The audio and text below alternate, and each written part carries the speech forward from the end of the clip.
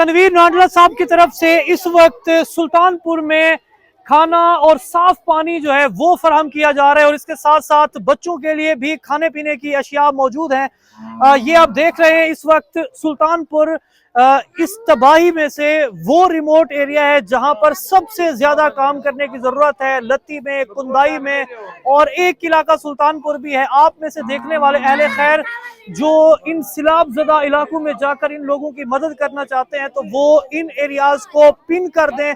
मजीद किसी भी तरह की रहनुमाई के लिए आप रब्ता कर सकते हैं। ये वॉलंटियर्स यहाँ पर मौजूद है, फ़हीम भाई मौजूद हैं, मास्टर फ़हीम ऑन और दीगर और जो लोग ग्राउंड पे काम कर रहे हैं। सो इस आफत की घड़ी में जितना आप इन लोगों के साथ ताउन कर सकते हैं, जितनी आपकी इस्तात है, बढ़ चढ़कर इनके साथ ताउन करें, इनके साथ खड़े हों। ये इम्तिहान की घड़ी है। ये लोग तो इस इम्तिहान से पास हो गए हैं। अब जो सबसे बड़ा इम्तिहान है वो मुझ समेत आप सब देखने वालों के लिए है। पाकिस्तान जिंदाबाद।